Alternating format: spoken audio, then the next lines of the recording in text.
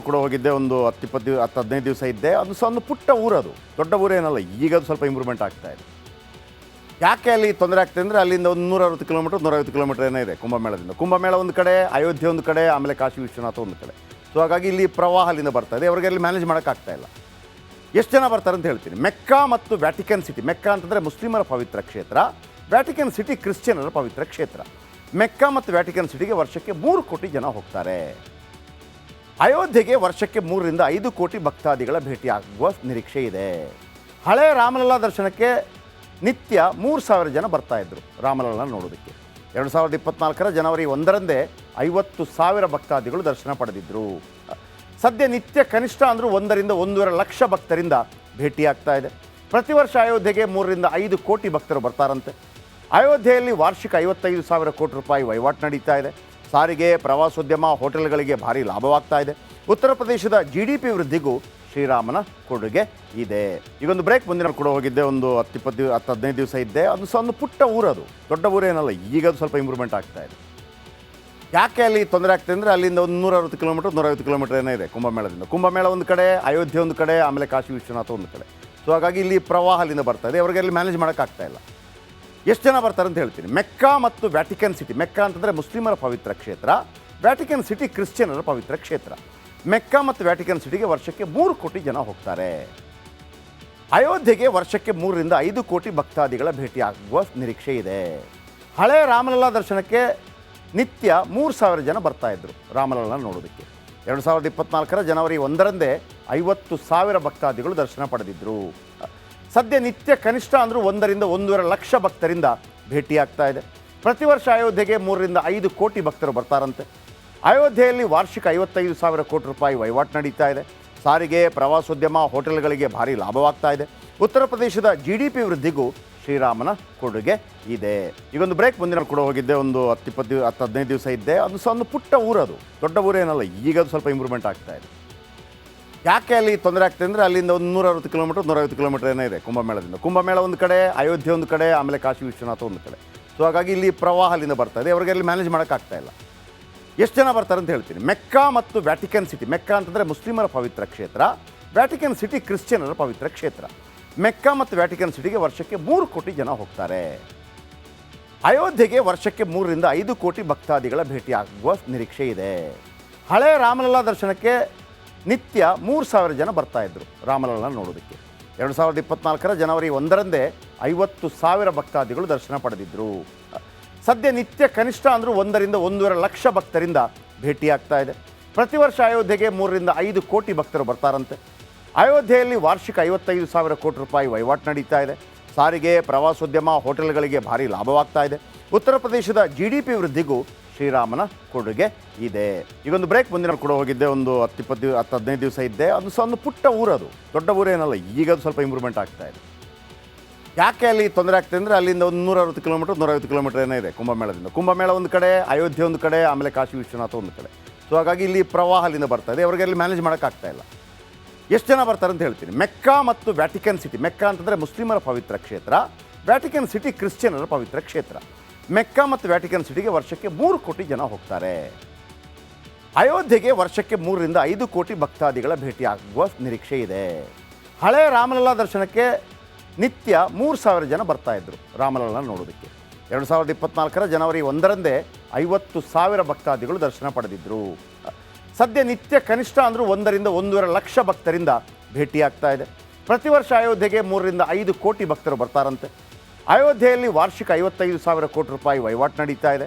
ಸಾರಿಗೆ, ಪ್ರವಾಸೋದ್ಯಮ, ಹೋಟೆಲ್ಗಳಿಗೆ ಭಾರಿ ಲಾಭವಾಗ್ತಾ ಇದೆ. ಉತ್ತರ ಪ್ರದೇಶದ GDP ವೃದ್ಧಿಗೂ ಶ್ರೀರಾಮನ ಕೊಡುಗೆ ಇದೆ.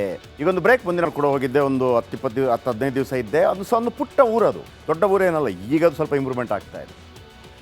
ಯಾಕೆ ಅಲ್ಲಿ ತೊಂದರೆ ಆಗ್ತದೆ ಅಂದರೆ ಅಲ್ಲಿಂದ ಒಂದು 150 ಕಿಲೋಮೀಟರ್ ಏನೋ ಇದೆ ಕುಂಭಮೇಳದಿಂದ. ಕುಂಭಮೇಳ ಒಂದು ಕಡೆ, ಅಯೋಧ್ಯೆ ಒಂದು ಕಡೆ, ಆಮೇಲೆ ಕಾಶಿ ವಿಶ್ವನಾಥ ಒಂದು ಕಡೆ. ಸೊ ಹಾಗಾಗಿ ಇಲ್ಲಿ ಪ್ರವಾಹ ಅಲ್ಲಿಂದ ಬರ್ತಾ ಇದೆ. ಅವರಿಗೆ ಅಲ್ಲಿ ಮ್ಯಾನೇಜ್ ಮಾಡೋಕ್ಕಾಗ್ತಾ ಇಲ್ಲ. ಎಷ್ಟು ಜನ ಬರ್ತಾರೆ ಅಂತ ಹೇಳ್ತೀನಿ. ಮೆಕ್ಕಾ ಮತ್ತು ವ್ಯಾಟಿಕನ್ ಸಿಟಿ. ಮೆಕ್ಕಾ ಅಂತಂದರೆ ಮುಸ್ಲಿಮರ ಪವಿತ್ರ ಕ್ಷೇತ್ರ, ವ್ಯಾಟಿಕನ್ ಸಿಟಿ ಕ್ರಿಶ್ಚಿಯನರ ಪವಿತ್ರ ಕ್ಷೇತ್ರ. ಮೆಕ್ಕಾ ಮತ್ತು ವ್ಯಾಟಿಕನ್ ಸಿಟಿಗೆ ವರ್ಷಕ್ಕೆ 3 ಕೋಟಿ ಜನ ಹೋಗ್ತಾರೆ. ಅಯೋಧ್ಯೆಗೆ ವರ್ಷಕ್ಕೆ 3 ರಿಂದ 5 ಕೋಟಿ ಭಕ್ತಾದಿಗಳ ಭೇಟಿಯಾಗುವ ನಿರೀಕ್ಷೆ ಇದೆ. ಹಳೆ ರಾಮಲಲ್ಲಾ ದರ್ಶನಕ್ಕೆ ನಿತ್ಯ 3,000 ಜನ ಬರ್ತಾಯಿದ್ರು ರಾಮಲಲ್ಲಾ ನೋಡೋದಕ್ಕೆ. 2024 ಜನವರಿ 1ರಂದೇ 50,000 ಭಕ್ತಾದಿಗಳು ದರ್ಶನ ಪಡೆದಿದ್ದರು. ಸದ್ಯ ನಿತ್ಯ ಕನಿಷ್ಠ ಅಂದರೂ 1 ರಿಂದ 1.5 ಲಕ್ಷ ಭಕ್ತರಿಂದ ಭೇಟಿಯಾಗ್ತಾ ಇದೆ. ಪ್ರತಿ ವರ್ಷ ಅಯೋಧ್ಯೆಗೆ 3 ರಿಂದ 5 ಕೋಟಿ ಭಕ್ತರು ಬರ್ತಾರಂತೆ. ಅಯೋಧ್ಯೆಯಲ್ಲಿ ವಾರ್ಷಿಕ 55,000 ಕೋಟಿ ರೂಪಾಯಿ ವಹಿವಾಟು ನಡೀತಾ ಇದೆ. ಸಾರಿಗೆ, ಪ್ರವಾಸೋದ್ಯಮ, ಹೋಟೆಲ್ಗಳಿಗೆ ಭಾರಿ ಲಾಭವಾಗ್ತಾ ಇದೆ. ಉತ್ತರ ಪ್ರದೇಶದ GDP ವೃದ್ಧಿಗೂ ಶ್ರೀರಾಮನ ಕೊಡುಗೆ ಇದೆ. ಈಗೊಂದು ಬ್ರೇಕ್. ಮುಂದಿನ ಕೂಡ ಹೋಗಿದ್ದೆ, ಒಂದು 10-15 ದಿವಸ ಇದ್ದೆ. ಅದು ಸಹ ಒಂದು ಪುಟ್ಟ ಊರದು, ದೊಡ್ಡ ಊರೇನಲ್ಲ. ಈಗ ಅದು ಸ್ವಲ್ಪ ಇಂಪ್ರೂವ್ಮೆಂಟ್ ಆಗ್ತಾ ಇದೆ. ಯಾಕೆ ಅಲ್ಲಿ ತೊಂದರೆ ಆಗ್ತದೆ ಅಂದರೆ ಅಲ್ಲಿಂದ ಒಂದು 160 ಕಿಲೋಮೀಟರ್ ಏನೋ ಇದೆ ಕುಂಭಮೇಳದಿಂದ. ಕುಂಭಮೇಳ ಒಂದು ಕಡೆ, ಅಯೋಧ್ಯೆ ಒಂದು ಕಡೆ, ಆಮೇಲೆ ಕಾಶಿ ವಿಶ್ವನಾಥ ಒಂದು ಕಡೆ. ಸೊ ಹಾಗಾಗಿ ಇಲ್ಲಿ ಪ್ರವಾಹ ಅಲ್ಲಿಂದ ಬರ್ತಾ ಇದೆ. ಅವರಿಗೆ ಅಲ್ಲಿ ಮ್ಯಾನೇಜ್ ಮಾಡೋಕ್ಕಾಗ್ತಾ ಇಲ್ಲ. ಎಷ್ಟು ಜನ ಬರ್ತಾರೆ ಅಂತ ಹೇಳ್ತೀನಿ. ಮೆಕ್ಕಾ ಮತ್ತು ವ್ಯಾಟಿಕನ್ ಸಿಟಿ. ಮೆಕ್ಕಾ ಅಂತಂದರೆ ಮುಸ್ಲಿಮರ ಪವಿತ್ರ ಕ್ಷೇತ್ರ, ವ್ಯಾಟಿಕನ್ ಸಿಟಿ ಕ್ರಿಶ್ಚಿಯನರ ಪವಿತ್ರ ಕ್ಷೇತ್ರ. ಮೆಕ್ಕಾ ಮತ್ತು ವ್ಯಾಟಿಕನ್ ಸಿಟಿಗೆ ವರ್ಷಕ್ಕೆ 3 ಕೋಟಿ ಜನ ಹೋಗ್ತಾರೆ. ಅಯೋಧ್ಯೆಗೆ ವರ್ಷಕ್ಕೆ 3 ರಿಂದ 5 ಕೋಟಿ ಭಕ್ತಾದಿಗಳ ಭೇಟಿಯಾಗುವ ನಿರೀಕ್ಷೆ ಇದೆ. ಹಳೆ ರಾಮಲಲ್ಲಾ ದರ್ಶನಕ್ಕೆ ನಿತ್ಯ 3,000 ಜನ ಬರ್ತಾಯಿದ್ರು ರಾಮಲಲ್ಲಾ ನೋಡೋದಕ್ಕೆ. 2024 ಜನವರಿ 1ರಂದೇ 50,000 ಭಕ್ತಾದಿಗಳು ದರ್ಶನ ಪಡೆದಿದ್ದರು. ಸದ್ಯ ನಿತ್ಯ ಕನಿಷ್ಠ ಅಂದರೂ 1 ರಿಂದ 1.5 ಲಕ್ಷ ಭಕ್ತರಿಂದ ಭೇಟಿಯಾಗ್ತಾ ಇದೆ. ಪ್ರತಿ ವರ್ಷ ಅಯೋಧ್ಯೆಗೆ 3 ರಿಂದ 5 ಕೋಟಿ ಭಕ್ತರು ಬರ್ತಾರಂತೆ. ಅಯೋಧ್ಯೆಯಲ್ಲಿ ವಾರ್ಷಿಕ 55,000 ಕೋಟಿ ರೂಪಾಯಿ ವಹಿವಾಟು ನಡೀತಾ ಇದೆ. ಸಾರಿಗೆ, ಪ್ರವಾಸೋದ್ಯಮ, ಹೋಟೆಲ್ಗಳಿಗೆ ಭಾರಿ ಲಾಭವಾಗ್ತಾ ಇದೆ. ಉತ್ತರ ಪ್ರದೇಶದ GDP ವೃದ್ಧಿಗೂ ಶ್ರೀರಾಮನ ಕೊಡುಗೆ ಇದೆ. ಈಗೊಂದು ಬ್ರೇಕ್. ಮುಂದಿನ ಕೂಡ ಹೋಗಿದ್ದೆ, ಒಂದು 10-15 ದಿವಸ ಇದ್ದೆ. ಅದು ಸಹ ಒಂದು ಪುಟ್ಟ ಊರದು, ದೊಡ್ಡ ಊರೇನಲ್ಲ. ಈಗ ಅದು ಸ್ವಲ್ಪ ಇಂಪ್ರೂವ್ಮೆಂಟ್ ಆಗ್ತಾ ಇದೆ. ಯಾಕೆ ಅಲ್ಲಿ ತೊಂದರೆ ಆಗ್ತದೆ ಅಂದರೆ ಅಲ್ಲಿಂದ ಒಂದು 160 ಕಿಲೋಮೀಟರ್ ಏನೋ ಇದೆ ಕುಂಭಮೇಳದಿಂದ. ಕುಂಭಮೇಳ ಒಂದು ಕಡೆ, ಅಯೋಧ್ಯೆ ಒಂದು ಕಡೆ, ಆಮೇಲೆ ಕಾಶಿ ವಿಶ್ವನಾಥ ಒಂದು ಕಡೆ. ಸೊ ಹಾಗಾಗಿ ಇಲ್ಲಿ ಪ್ರವಾಹ ಅಲ್ಲಿಂದ ಬರ್ತಾ ಇದೆ. ಅವರಿಗೆ ಅಲ್ಲಿ ಮ್ಯಾನೇಜ್ ಮಾಡೋಕ್ಕಾಗ್ತಾ ಇಲ್ಲ.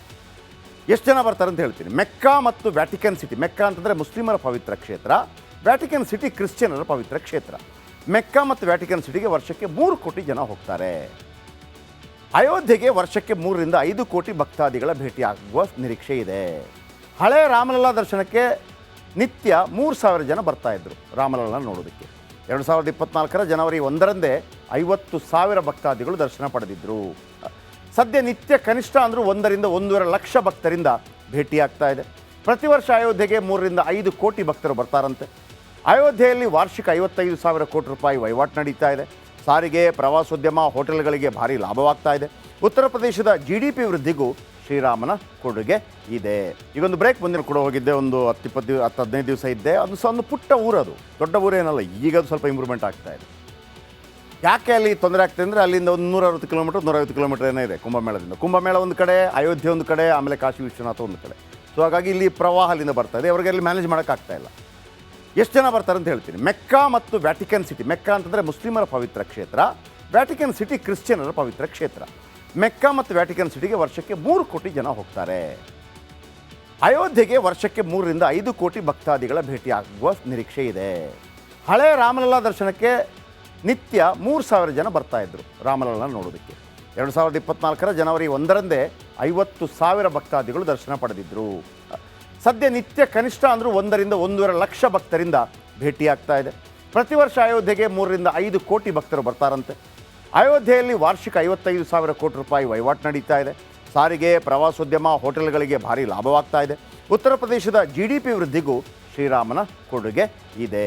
ಈಗೊಂದು ಬ್ರೇಕ್.